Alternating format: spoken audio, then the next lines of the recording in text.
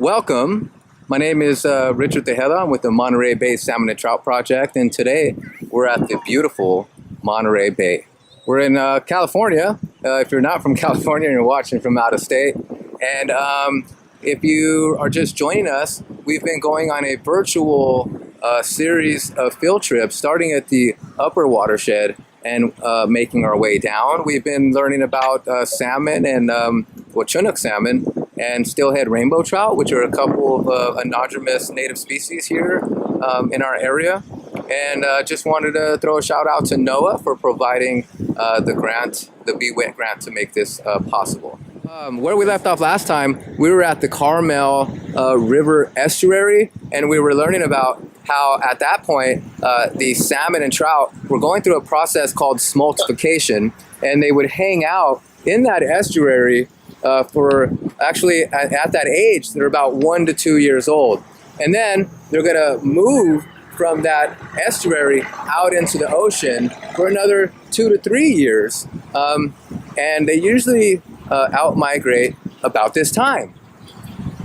And so while they're out in the ocean for 2 to 3 years, they get nice and big because there's lots of food out there. And then around the 4th and 5th year, they're gonna migrate. And over in where I'm from, in the San Francisco, the Guadalupe watershed, the salmon begin to in-migrate in August, September and October, November, and then our steelhead begin to in-migrate around November, December, and January.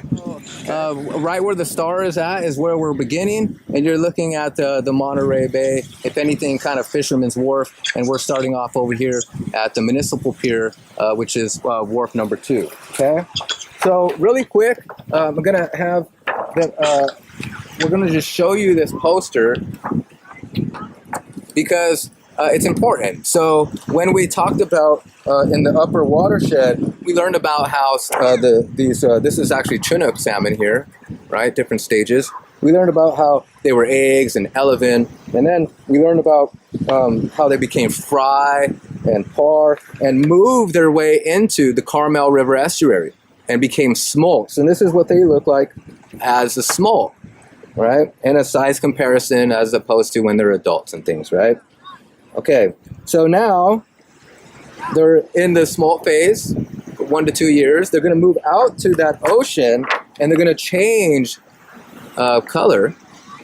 They're going to be in the ocean 2 to 3 years, and around 4 to 5 years, they're going to make their way back into the river, and they're going to change color, kind of a spawning color. So you can see that they transition in color according to their habitat, and that is an adaptation. So survival, okay? So 3 years is a long time for a fish to be in the ocean. So this is a question for the viewers. The question is, what might a salmon or steelhead need to stay alive in the ocean for 3 years? Plankton. So they definitely need lots of food while they're out there. That's one thing. Yeah. Anything else? No, I mean, do they eat other fish? Yeah, absolutely. We're gonna move from like zooplankton and stuff into eating larger fish. Yeah. What else? Yeah, what you said about the schools, that's interesting. Do they do that? Yeah, they do. They can stay in schools for protection.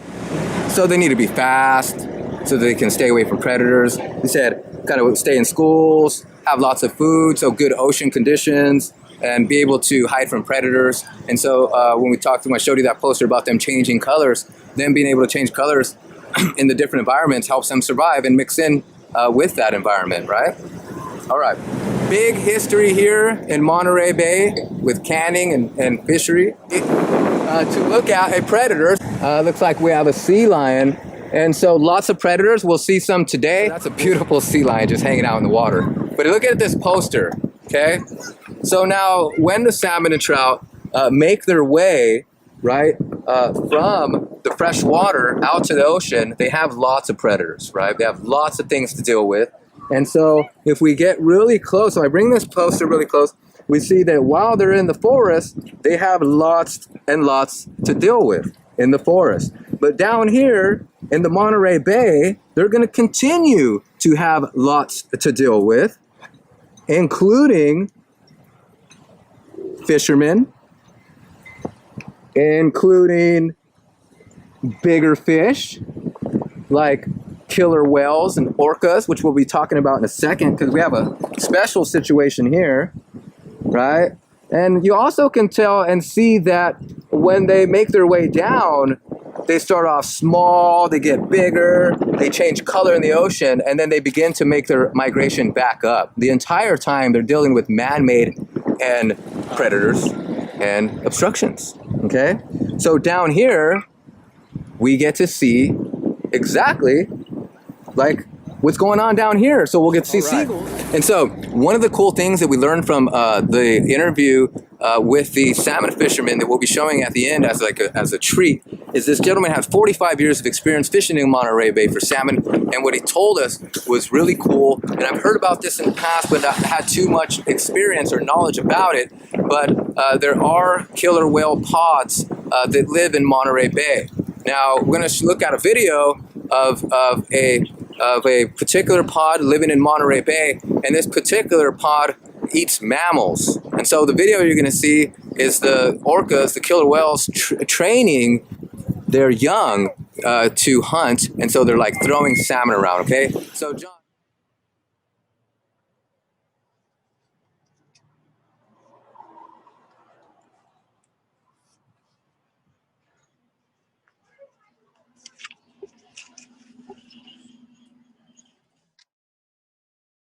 So, what you were seeing was a pod of killer whales that are here native to a Monterey Bay resident.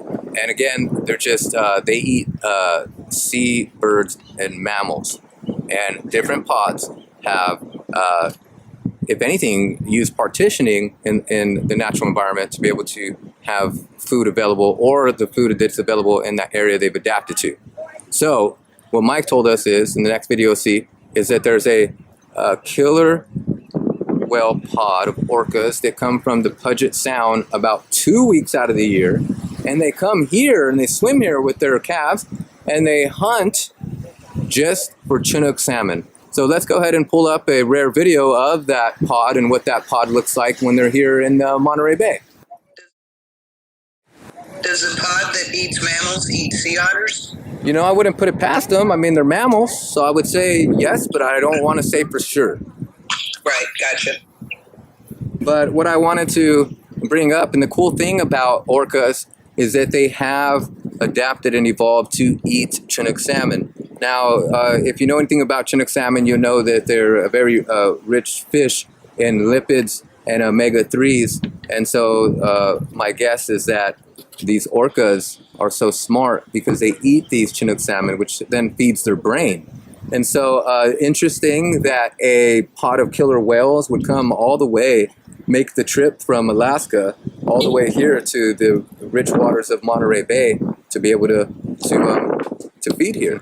Our salmon and trout are able to adapt in specific ways, so their ability to be anadromous and the ability to move from the forest to the estuary and into the ocean. And as we learned in our last segment, that the estuary is very important in the summertime, especially now. If you've been to any of your local rivers and creeks, you'll see that summer and evaporation is starting to take a hold on our rivers and creeks and dropping that water. Well, the small fry are going to hang out in the pools that are left there, but the larger fish, like the smolts, are going to begin to move their way into the estuary because they know that there's water in that habitat. And then the larger fish are going to be in the ocean. And so we see that they're able to adapt and evolve and move around in these different environments, making them more successful. What are some things we can do to reduce the carbon cycle? Has anybody made any changes in their life? Does anybody have like a hybrid vehicle or electric vehicle, or opt out of vehicles and decided to take like public transportation, like the light rail? And simple things that we could do at home is like, you know, saving energy, just turning off the lights, just simple things, you know, they add up. Planting a native garden, but also going bigger and volunteering with a local nonprofit organization or even a government organization that's doing restoration, habitat restoration, riparian corridor restoration, to help with that carbon sequestering. So when we talk about open space and promoting open space and preserving open space, we have to remember that about 25% of that carbon is being absorbed by our plants and trees, and that's why our open space is so important. Okay. All right, let's go for a walk. That seal is back, Richard. Yeah, we'll go find some seals. So we just stopped really quick, and if we just pan this way,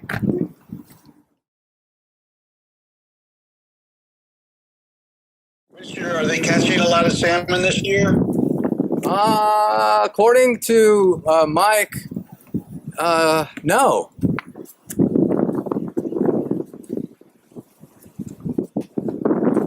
It's just sea lions everywhere.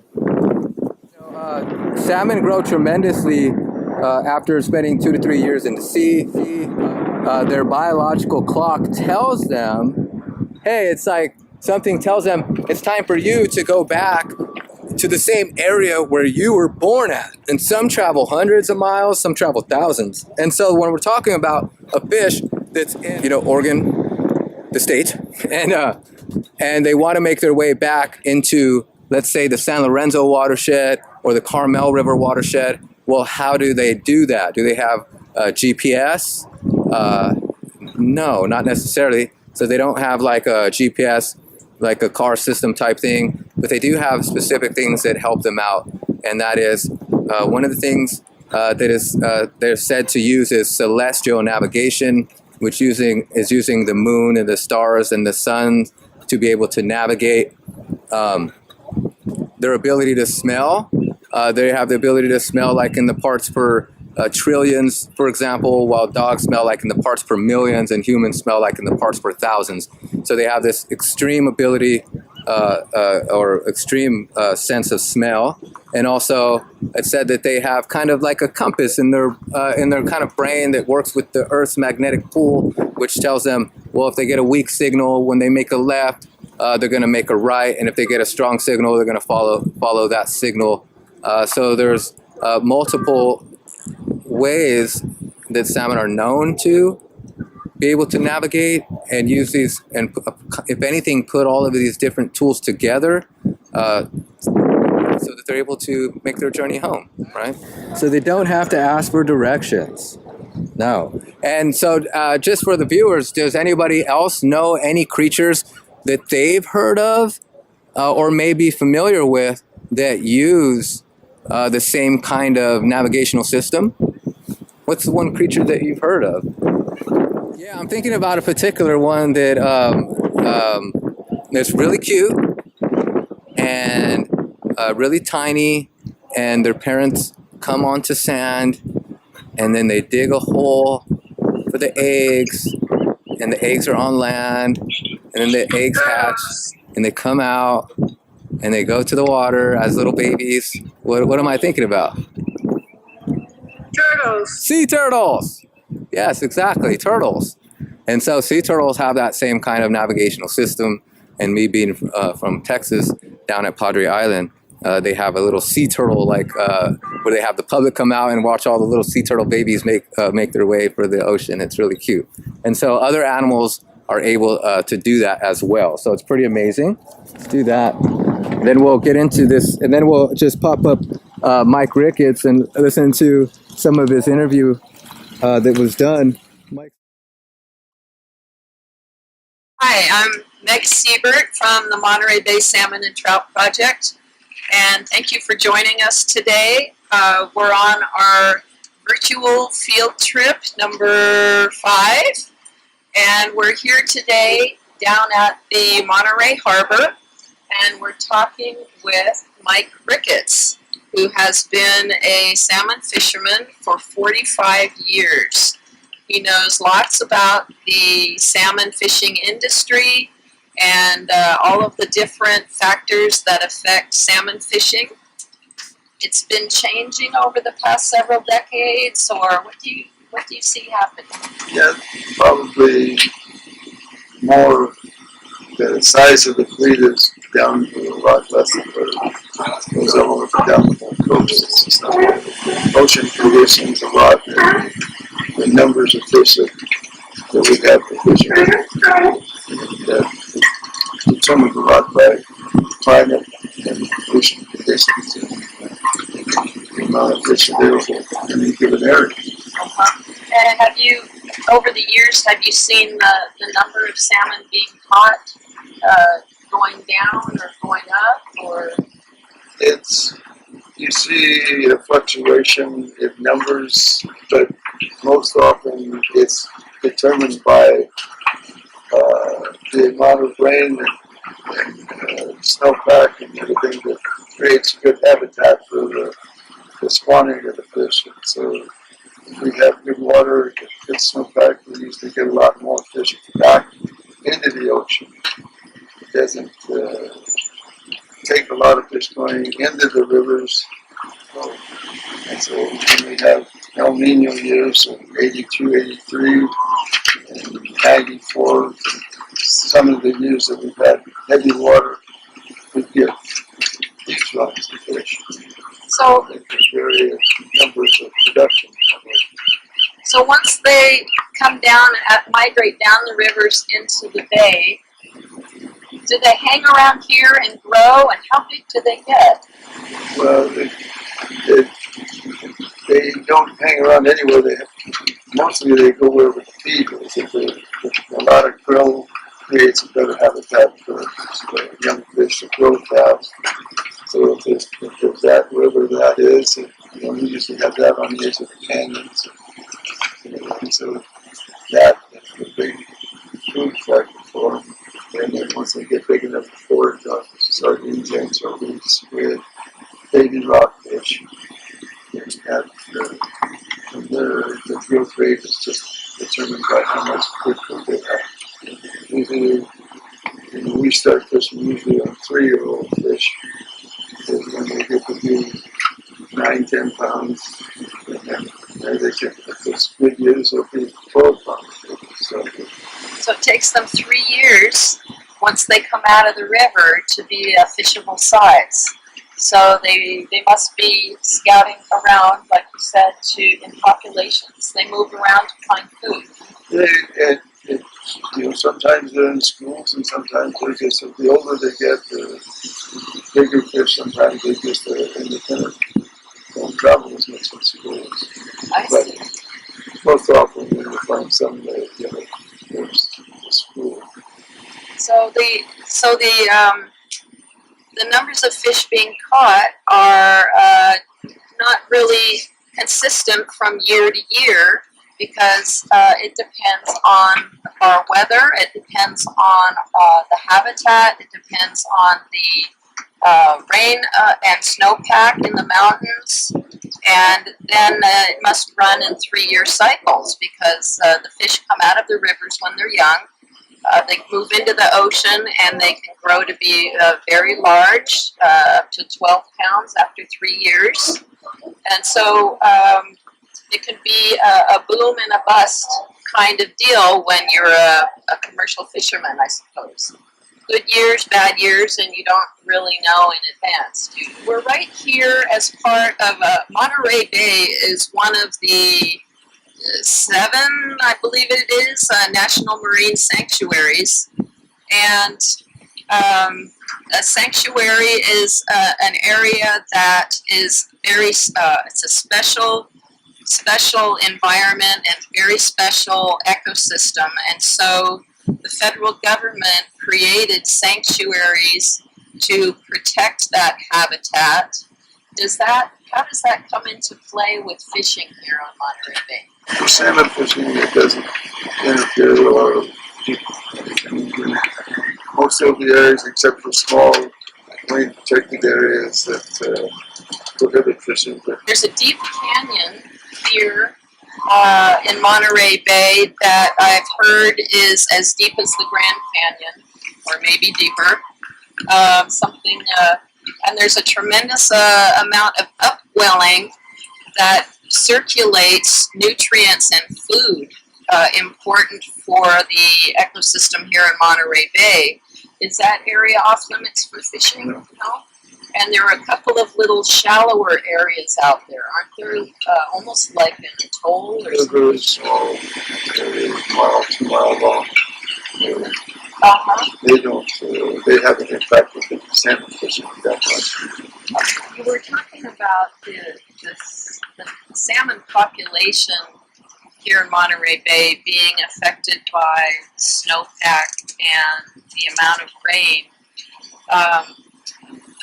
And California is a beautiful state, and we have a very populated area and a lot of development along rivers. People like to live along rivers. They like to live on lakes, and the upstream habitat for salmon that we've been learning about.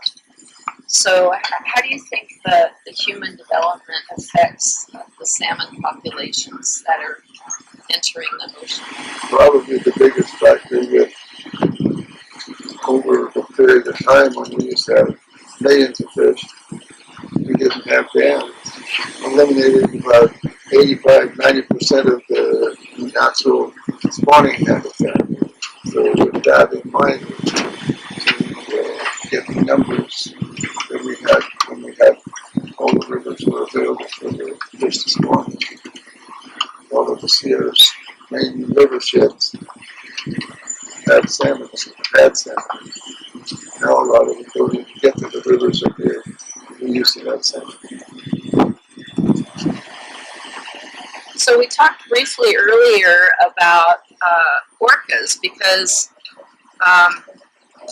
the salmon that come into Monterey Bay, we wondered if there were any natural predators that might feed on them, or how the salmon fit into the food web here in Monterey Bay.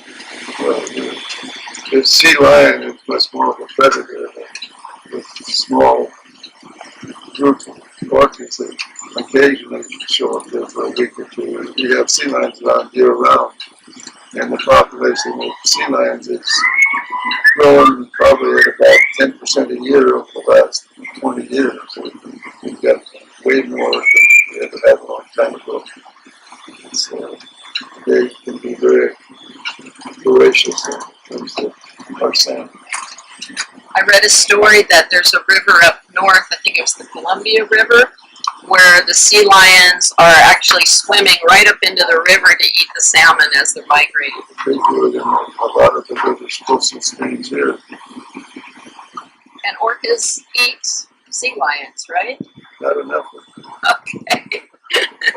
So if you think about the food web, the salmon do provide food for other species that we would consider apex predators. To my knowledge, I don't know what eats an orca. Is there anything that eats an orca? No? I think they're the top of the rung now. And sea lions prey on salmon, and then orca prey on sea lions. I don't know if there's anything. Sharks prey on sea lions as well? Yeah. Okay. And there are about 10 orcas that are here in Monterey Bay for a period of 10 days to 2 weeks every year, so they're not really a major predator worry for them. There are other pods of orcas that are here a lot more often, but they're not salmon food. So there's one group that they only eat salmon.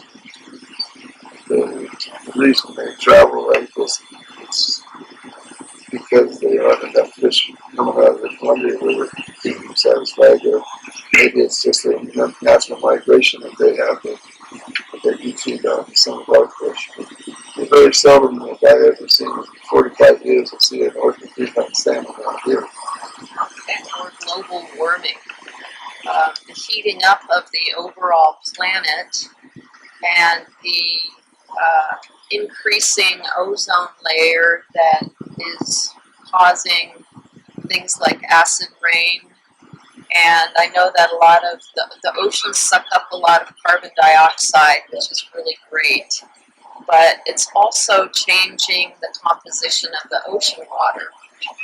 So I'm wondering, how would the changing ocean water affect the salmon, and maybe what the salmon would eat? Correlation between the food chain and the production of the research, because when natural production of salmon historically, when there was good rivers and good, good spawning grounds and everything, still it was estimated that it was about 3% of the fish that went into the ocean that were able to go back to the rivers. And that's just a normal the predation on them and the food that they might not get or they would get. So when we started with hatcheries, trying to meet that same number has been very difficult because putting fish back into the ocean and raising the fish has never been a major problem. It can be certain years when there's not good water in the streams like the hatcheries, but it's when they're released, if there isn't enough krill, which is one of the biggest factors when they first get into the ocean. And the nutrients that we're having these years, where the last couple of years, where we had a lot of southerlies, we don't get the normal upwellings that we normally would on the canyon edges that create good habitat. So global warming and ocean conditions will determine just about everything that goes on in the ocean. Aquatic insects that live in the ocean, I don't know if they're still called benthic macroinvertebrates or not, but these small creatures and other species that have shells or like clams and mussels and crabs, when the ocean water becomes more acidic, it eats away at those shells. And I'm wondering if that's true with krill as well. There might be a difficulty with krill being able to. So is there anything else, Mike, that you want to tell us about salmon that we haven't talked about so far? Normal pattern of upwellings and get good water to get the fish, because they do have to go into the fresh water to spawn. Young people in particular, the salmon stamp community, I'm trying to teach somebody in high school, because these kids will talk to their parents and say, "No, this is the way we want to see it." So education is very important for all of the ocean, for the kids to know and create better people. Absolutely. I think it's very important as to be informed citizens, so that when we are faced with these issues like global warming, we can think about it with knowledge and know how to recognize facts. So is there anything else that we'd like to ask Mike while we have him here? I know gillnet fisheries, I think the last river gillnet fishery we had, I think it was in 1957 on the Sacramento River. There are no gillnets fishing salmon. Off of Oregon and Washington both still have gillnet fisheries, but they have several different species that we don't have. Our main species is king salmon, Chinook, and he has a rigging set up here on the back of this boat that looks like it's set up for hooks and lines and trolling. Those reels pay out the cable, and they use cables because how deep do you go? Anywhere to probably 500 feet sometimes. 300, 400 feet. Most of the time anywhere 50 feet to 300 feet. Wow. Outside of that, we go 70, 80 pounds. Wow. So it's not like river fishing or lake fishing where you can just take a fishing rod with nylon line and toss it into the water with the bobber, because these fish don't hang out on the surface. They hang out deep down where the water's cold and where there's good food. Well, thanks very much, Mike. I appreciate the time and you sharing your wisdom and all your experiences with us.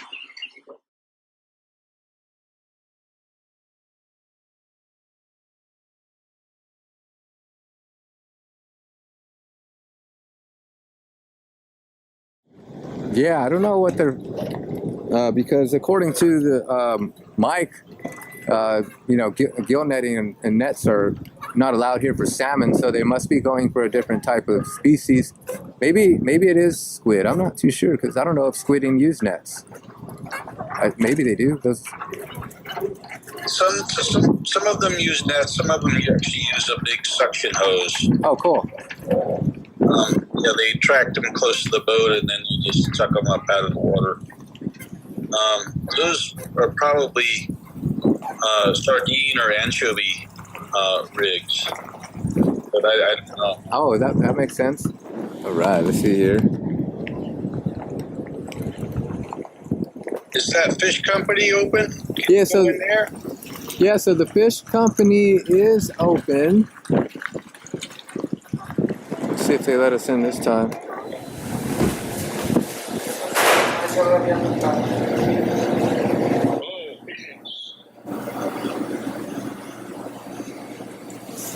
So this is some of the local stuff they catch here in the Monterey Bay. Mail me a couple of pounds, will you? Those are what the grown-up salmon are eating. This is what Chinook salmon, when they're big adult salmon, they eat those squid and those local sardines and those anchovies. Those are perfect food for the big salmon that are out there. I wonder if they have any salmon. Yeah, they do. They have different types. I'm going to pick up some salmon before I leave. I'll pick up some. You can eat them. Yeah. But when those same kind of fish are little, it's shrimp. Salmon eats shrimp. Really? Okay, I'm getting kicked out. I'll come back and buy something after, guys. We appreciate all your efforts, Richard. Thank you so much. All right. Well, thank you guys. I'll see you guys next Monday. We'll take you on a trip of the hatchery over in Davenport and show you how this nonprofit organization, Monterey Bay Salmon Trout Project, manages and helps them using volunteers, using the hatchery, biologists. It's one big, beautiful operation that's helping to bring back native populations of anadromous species here in the Bay Area. So thank you for joining us, and we'll see you next week. Thank you, John. Take good care. Okay, thank you, Zoe. Thanks, John.